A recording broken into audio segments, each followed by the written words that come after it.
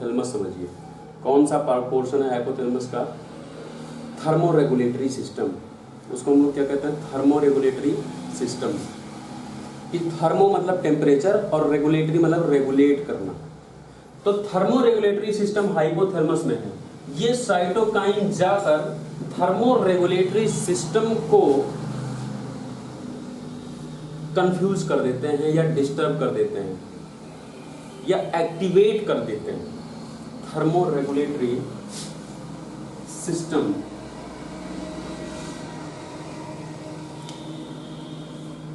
जो यहां thermo regulatory system का ऑफिसर है,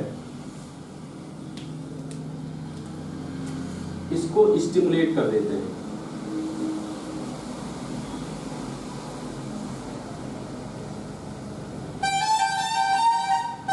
थर्मो रेगुलेटरी ऑफिसर के सिस्टम को एक्टिवेट कर देते हैं और एक्टिवेशन के बाद क्या होता है? थर्मो बढ़ जाता है। जब एक्टिवेट हो जाएगा तो थर्मो बढ़ जाएगा। थर्मो मतलब टेम्परेचर। और जब ये एक्टिवेट हो जाता है तो इसकी वजह से सिम्टम क्या आ जाता है? फीवर। पेशेंट को सबसे पहला सिम्टम आना शुरू हो जाता है निमोनिया में। थर्मो रेगुलेटरी सिस्टम एक्टिवेशन की वजह से फीवर, और उसको एक्टिवेट कौन करता है? साइटोकाइन, इंटरल्यूकिन 1 और टीएनएफ। तो ये तो हो जाता है सिस्टमिक रिस्पांस, क्योंकि अब ये पूरे सिस्टम में रिस्पांस हो रहा है। ये क्या हो जाता है? Systemic response. और जब भी फीवर होता है तो थर्मो जब गड़बड़ होता है, जब थर्मो फ्लक्चुएट होता है तो हाइड्रेशन होता है बहुत ज़्यादा। हाइड्रेशन मतलब वो हाइड्रेशन क्या? पसीना बहुत ज़्यादा निकलता है। तो जब बहुत ज़्यादा पसीना निकलता है तो उसकी वजह से शरीर कांपना शुरू होता है, जिसको हम लोग राइगर कहते हैं। चिल्स, ठंडी लगती है बहुत ज़्यादा। तो फीवर के साथ साथ और क्या क्या होता है? राइगर, शरीर कांपता है। तीसरा, क्योंकि थर्मो रेगुलेटरी सिस्टम डिस्टर्ब हुआ है, जो टेम्परेचर का सिस्टम है वो डिस्टर्ब हुआ है हाइपोथैलेमस का, तो उससे क्या होता है? फीवर होता है, राइगर होता है, चिल होता है। अब बात करते हैं सिस्टमिक। ये तो हो गया सिस्टमिक। लोकल रिस्पांस भी करता है, जो यहाँ के रिस्पांस है, जो यहाँ के WBCs है, जो यहाँ कुछ यहाँ के ब्लड वेसल में, यहाँ कैपिलरी में WBC, इनका रिस्पांस भी ये लेता है मैक्रोफेज। और दूसरा साइकिल क्या चलता है? ये मैक्रोफेज यहाँ लोकल रिस्पांस लेना शुरू करते हैं। पहले बाहर वालों को भी बुलाते हैं और फिर अपने घर के लोगों को भी याद करता है बाद में, और इनसे भी हेल्प लेने के लिए कहता है। घर के लोगों से आजकल कम लोग हेल्प लेते हैं, लेकिन जब बाहर वालों से काम नहीं चला तो घर वालों को भी याद किया गया, और घर वाले न्यूट्रोफिल को भी बुलाया गया। लेकिन न्यूट्रोफिल डायरेक्ट मैक्रोफेज के बुलाने से नहीं आते हैं। न्यूट्रोफिल को बुलाने के लिए कौन चाहिए?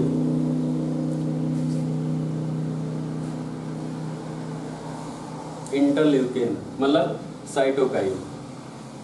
न्यूट्रोफिल को बुलाने के लिए साइटोकाइन चाहिए। तो बाहर के लोगों को बुलाने के लिए चाहिए था 1 नंबरी इंटरल्यूकिन, जो बिल्कुल सबसे अच्छा इंटरल्यूकिन था, मतलब 1 नंबरी इंटरल्यूकिन है, उसको बाहर वालों को भेज दिया गया कि उनको बुला लाओ, काम चल जाएगा, हमें घर वालों की जरूरत नहीं है। लेकिन जब 1 नंबरी से काम नहीं चला, फीवर, राइगर, चिल होना शुरू हो गया, तो घर वाले याद आए। अब घर वालों का साथ याद आया। क्या याद आया? इस लाइन को पकड़ो, वॉइस ऑफ कर लो, वॉइस ऑफ करो।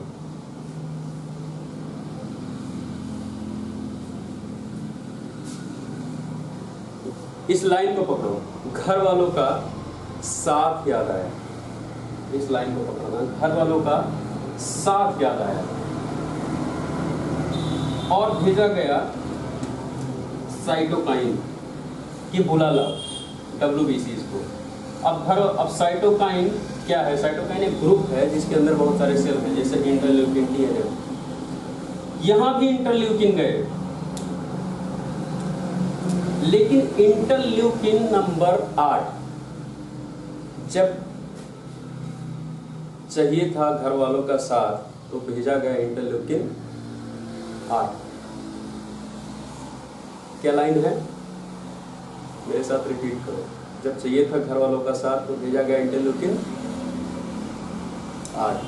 तो यहाँ इंटरल्यूकिन कौन आया, 8, इंटरल्यूकिन 8। और साथ साथ में एक्चुअली जब ये फेल हो गया या ये आ रहा था लेकिन ये अकेले कंट्रोल नहीं कर पा रहा था, तो इंटरल्यूकिन 1 नंबरी तो पहले खर्च हो गया था। ट्यूमर नेक्रोटाइजिंग फैक्टर्स भी सब लोग काम कर चुके हैं। ट्यूमर नेक्रोटाइजिंग फैक्टर का काम होता है जो ट्यूमर के सेल्स होते हैं उनको नेक्रोटाइज मतलब उसको सड़ा कर खत्म कर देना, मतलब जो एबनॉर्मल सेल हैं उनको सड़ा कर खत्म कर देने का काम होता है ट्यूमर नेक्रोटाइजिंग फैक्टर का। तो ये लोग अपना काम कर रहे थे ऑब्वियसली, लेकिन इसको लगा कि अब घर वालों का भी साथ ले लेना चाहिए तो इंटरल्यूकिन 8 को भी भेज देना चाहिए। तो इंटरल्यूकिन 8 घर वालों का जो लोकल एल्वियोलर WBCs थे उनको भेजने के लिए बुलाया गया। और साथ साथ में जो बैक्टीरिया का कॉलोनी था वो बनता जा रहा था। जब ये लोग अकेले काम कर रहे थे और इनके काम करने के बावजूद भी बैक्टीरियल कॉलोनी फॉर्मिंग होती जा रही थी, तो इम्यून सिस्टम के पास कॉलोनी डिस्ट्रक्ट करने के भी अपने स्पेशल सेल हैं। जैसे पुलिस होती है मार के भगाने वाला, जब बहुत लोग इकट्ठा होना शुरू हो जाते हैं तो उनको मार के भगाते हैं, वो फोर्स अलग आती है। तो वैसे इम्यून सिस्टम के पास भी कॉलोनी को डिस्टर्ब, कॉलोनी को भगाने वाला सेल अलग है। उस सेल को हम लोग कहते हैं इंटरल्यूकिन 8 एक्शन किया, यहाँ इंटरल्यूकिन 8 एक्शन किया। और साथ साथ में GCSF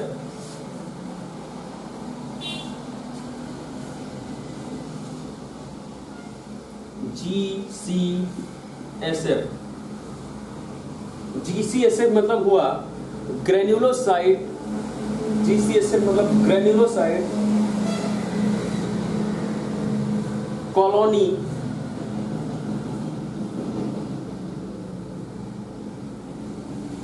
stimulating factor, granulocyte colony stimulating factor. Granulocyte जो ग्रेन्यूल हैं WBC के, उनकी कॉलोनी को बुलाकर उनकी कॉलोनी को स्टिमुलेट करने वाले जो फैक्टर हैं उनको बहुत ज़्यादा बुलाकर और जो बैक्टीरिया के कॉलोनी है उनको भगा दिया जाए। जैसे जब कहीं बहुत ज़्यादा भीड़ हो जाती है तब देखते हो ट्रक पुलिस उतरती है, पूरा ट्रक का ट्रक, वो पूरा क्या है, वो पूरा का पूरा कॉलोनी आ जाते हैं, उनसे ज़्यादा आ जाते हैं जितने लोग हैं वहाँ। तो वैसे क्या होता है, आपके इम्यून सिस्टम के पास है GCSF granulocyte colony stimulating factor. ये जो ग्रेन्यूल्स हैं, जो न्यूट्रोफिल्स हैं, उनके पूरे कॉलोनी को स्टिमुलेट करके बुला लिया जाता है।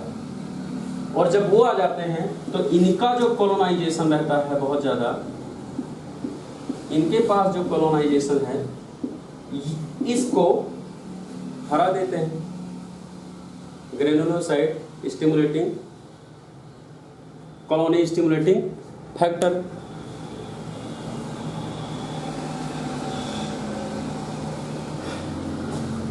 तो ये दो मैकेनिज्म, एक तो सिस्टमिक मैकेनिज्म और एक लोकली मैकेनिज्म। ये क्या है, लोकली मैकेनिज्म। यहाँ इंटरल्यूकिन 1 और TNF, यहाँ इंटरल्यूकिन 1 GCSF। दो पॉइंट, इतना सब कुछ ये क्या चल रहा है, ये इन्फ्लामेटरी रिएक्शन है। क्योंकि साइटोकाइन क्या है, जो ये इंटरल्यूकिन TNF ये लोग हैं क्या, ये इन्फ्लामेशन को क्रिएट करने वाले। और ये जो फाइट होती है दो लोगों के बीच में, कभी भी इन्फ्लामेशन क्या है, इन्फ्लामेशन है कि जब किसी चौराहे पर या कहीं आप देखते हो नॉर्मल झगड़े होते हैं, समझो अगर कहीं बहुत ज़्यादा आप लोग कहीं गए हैं और बहुत ज़्यादा भीड़ है, जैसे मूवी देखने गए हैं और मूवी में अगर किन्हीं दो लोगों से झगड़ा हो जाए तो होता क्या है, जो आसपास के नॉर्मल लोग, सीधे साधे लोग हैं, वो भी परेशान हो जाते हैं और हो सकता है उसमें किसी को चोट लग जाए। जो सीट बिछी है, हो सकता है सीट टूट जाए, हो सकता है सिनेमा का पर्दा फट जाए, कुछ भी हो सकता है। वो क्या है, वो है इन्फ्लामेशन। अगर आसान भाषा में हम लोग कहें, इन्फ्लामेशन यही होता है कि यहाँ फाइट चल रही है, मैक्रोफेज तो अपना साइड हो गया सबको बुलाकर, लेकिन यहाँ न्यूट्रोफिल आ गया, और न्यूट्रोफिल और बैक्टीरिया के बीच में फाइट चलेगी। इस फाइट में जो यहाँ आसपास के सेल होंगे वो डिस्ट्रक्ट होंगे, वो स्टिमुलेट होंगे, वो डिस्ट्रक्ट होंगे। दूसरी चीज, जब WBC को यहाँ बहुत ज्यादा आना है तो आते हैं ये ब्लड के रास्ते से, और कोई रास्ता नहीं है, ब्लड के रास्ते से।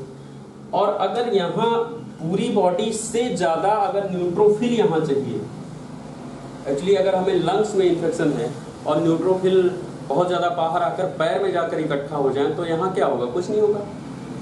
जबकि हमें चाहिए यहाँ, मतलब पुलिस गलत एड्रेस पे पहुँच गई है, पहुँचना कहाँ चाहिए, वही एड्रेस पे जहाँ इन्फेक्शन चल रहा है।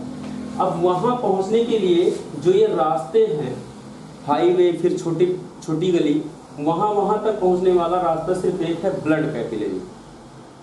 और ब्लड कैपिलरी के रास्ते से होते हुए सारे न्यूट्रोफिल्स पहुँचते हैं।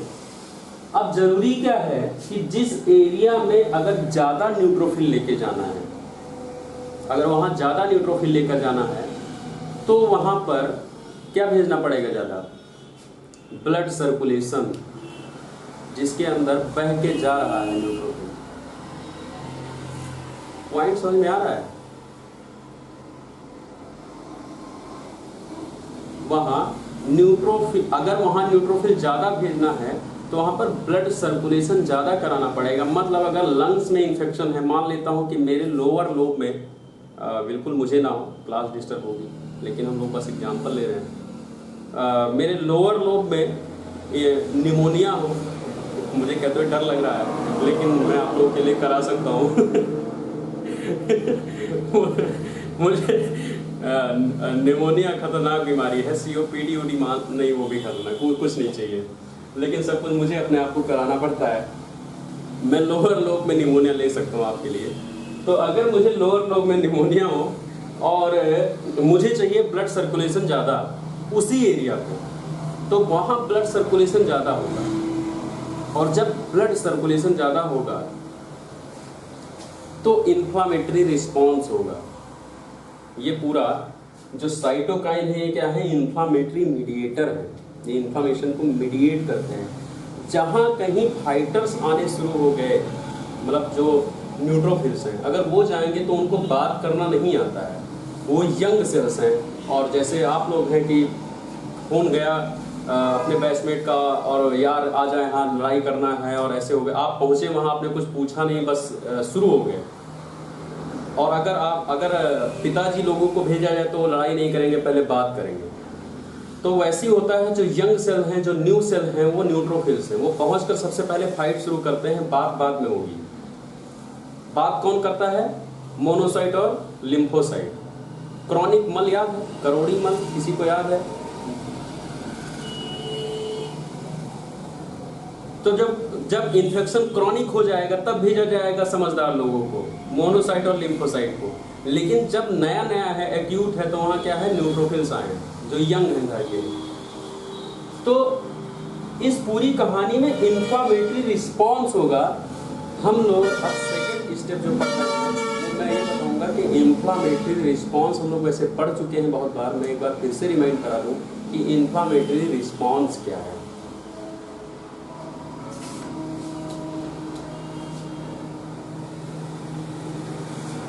दो मैकेनिज्म चला साइटोकाइन का, इन दोनों मैकेनिज्म से इन्फ्लामेटरी रिस्पॉन्स होगा, और मैं आपको बता रहा हूं कि इन्फ्लामेटरी रिस्पॉन्स क्या है।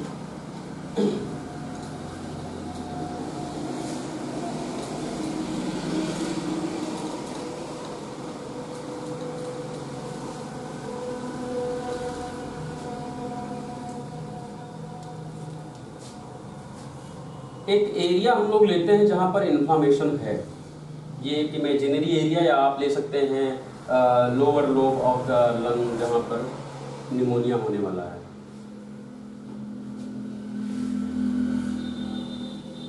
मुझे किसी दिन इन्फ्लामेशन पढ़ाना है, बहुत इंपॉर्टेंट टॉपिक है, हर बार आता है और इन्फ्लामेशन मुझे हर बार बताना पड़ता है।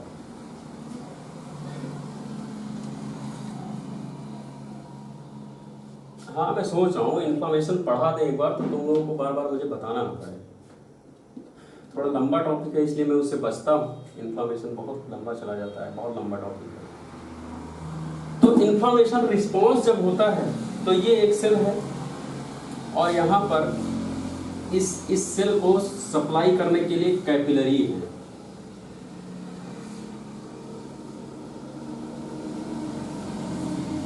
इस सेल को ब्लड सप्लाई करने के लिए कैपिलरी है।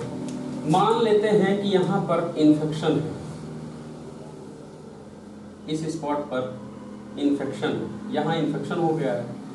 अब क्या होगा कि यहाँ रिस्पॉन्स होगा इन्फ्लामेटरी, और इन्फ्लामेटरी रिस्पॉन्स क्या होगा, यहाँ के साइटोकाइन मैसेज करेंगे और ब्लड स्ट्रीम में बहुत सारे WBC आकर और यहाँ आने की कोशिश करेंगे। इस स्पॉट पर यहाँ एक्शन करना है क्योंकि कहीं भी जाने का रास्ता WBC के लिए सिर्फ एक है, ब्लड। यहाँ अगर रिस्पॉन्स हो रहा है तो इस एरिया में ज़्यादा WBC आएंगे और ज़्यादा WBC आने के लिए ज़रूरी है कि यहाँ ज़्यादा ब्लड आए क्योंकि ब्लड में ही WBC मिक्स है। यहाँ ज़्यादा ब्लड इसलिए आना शुरू हो जाता है क्योंकि जो इन्फ्लामेटरी मीडिएटर्स हैं जो ये रिस्पॉन्स कर रहे हैं, साइटोकाइन और IL-1 IL-8, ये लोग क्या करते हैं, जैसे ये है न्यूमोसाइट में आप देख रहे हो गैप्स हैं, गैप जंक्शंस हैं, ऐसे ही इनके बीच में भी कैपिलरी भी एंडोथेलियल सेल से बना है, इनके बीच में भी गैप जंक्शन है। इनके बीच में भी क्या है, गैप है। और ये गैप क्यों होता है,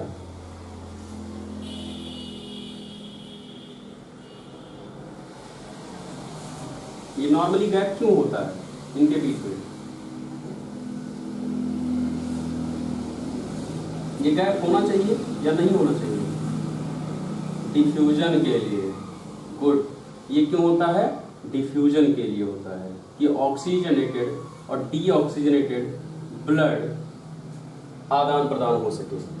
ये गैप जंक्शन हम लोगों को दिखता नहीं है, बहुत माइक्रो गैप जंक्शन होते हैं। इस रास्ते से डिफ्यूजन होता रहता है, आदान प्रदान होता रहता है, ब्लड बाहर आएगा और ब्लड अंदर जाएगा, इसलिए यहाँ गैप जंक्शन होता है। इस गैप जंक्शन के रास्ते से ब्लड आना शुरू हो जाता है। होता क्या है कि जब इन्फ्लामेटरी रिस्पॉन्स होता है तो जो एंडोथेलियल सेल हैं ये कॉन्ट्रैक्शन में चले जाते हैं। कॉन्ट्रैक्शन मतलब कि अगर ये एंडोथेलियल सेल है, जैसे मैं दो एंडोथेलियल सेल बना रहा हूँ, एक ये एंडोथेलियल सेल, एक ये एंडोथेलियल सेल, इनका साइज देखना, ये इतने स्पेस में है, ये इसका है ये, और टोटल एरिया इन्होंने लिया है कितना, इन्होंने टोटल एरिया कितना लिया है, कितना। अब मैं मान लेता हूँ कि जैसे मैं एक एंडोथेलियल सेल हूँ, मैं एक एंडोथेलियल सेल हूँ और मेरे जैसा ही एक एंडोथेलियल सेल मेरे साइड है और इधर भी है, इवन पूरा लाइन, क्योंकि पूरा लाइन एंडोथेलियल सेल चाहिए, तो मैं एक एंडोथेलियल सेल। अब मेरा जो एज है, जो किनारा है वो ये है, जैसे इसमें ये किनारा और ये किनारा, तो ये साइड है, मेरे बगल में भी एक लोग ऐसे ही खड़े हैं, उसके बगल में ऐसे ही खड़े हैं। और होता क्या है, रिएक्शन साइटोकाइन का, उनके ऊपर इन्फ्लामेटरी मीडिएटर्स का, जब एंडोथेलियल सेल पर वो जाकर टकराते हैं रिसेप्टर पर, तो एंडोथेलियल सेल कॉन्ट्रैक्ट कर जाते हैं। ये क्या है, नॉर्मल कंडीशन एंडोथेलियल सेल का। और जब इन्फ्लामेटरी रिएक्शन होता है तो एंडोथेलियल सेल अपना जो एज है, साइड का किनारा है, ये कॉन्ट्रैक्ट हो जाता है, ये कॉन्ट्रैक्ट हो जाता है।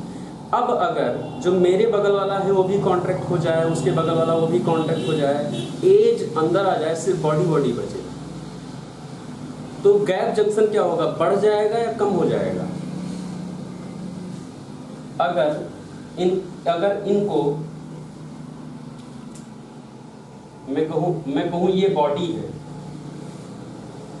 ये बॉडी है और ये एजेस हैं, ये एजेस हैं, और जब इन्फ्लामेटरी रिएक्शन होता है तो जो एजेस हैं ये कॉन्ट्रैक्ट हो जाते हैं, सिर्फ बॉडी बचती है। तो होगा क्या कि ये जो डायामीटर है ये कॉन्ट्रैक्शन में चला जाएगा, ये कॉन्ट्रैक्शन में जाएगा और ये हट जाएगा और ये भी कॉन्ट्रैक्शन में चला जाएगा, ये भी कॉन्ट्रैक्शन में चला जाएगा। ये अब आपको गैप जंक्शन देखिए उतने ही डायमीटर में बढ़ गया। अब जो पहले नॉर्मल जितना जंक्शन था, जितना गैप था, उस रास्ते से जो मॉलिक्यूल बाहर नहीं निकल सकते थे ब्लड से, वो मॉलिक्यूल भी बाहर जाने लग गए। इवन अगर पहले होता था कि एक एक WBC निकले क्योंकि उतना गैप नहीं था, अब क्या हो सकता है, पूरा कॉलोनी का कॉलोनी बाहर जा सकता है आराम से क्योंकि गैप हो गया। तो ये तो WBC का है। दूसरा क्या है कि जब सारे कॉन्ट्रैक्ट हो गए तो गैप जंक्शन बढ़ गया। अब गैप जंक्शन बढ़ने की वजह से क्या सिर्फ WBC बाहर लीक होगा? और दूसरा पॉइंट मैं बता रहा हूं, एक तो साइटोकाइन का रिएक्शन है एंडोथेलियल कॉन्ट्रैक्शन, पहला एंडोथेलियल कॉन्ट्रैक्शन, और दूसरा है आर्टीरियलोडाइलेशन, जो आर्टरीज है इनको डायलेट कर देता है। कैसे? आर्टरीज को कैसे डायलेट कर देता है? आर्टरीज जो आर्टीरियोल्स हैं और जब सेल में एंटर होते हैं तो इनके ऊपर एक स्मूथ मसल रिंग लगी होती है एंट्री पॉइंट पे, गेट पर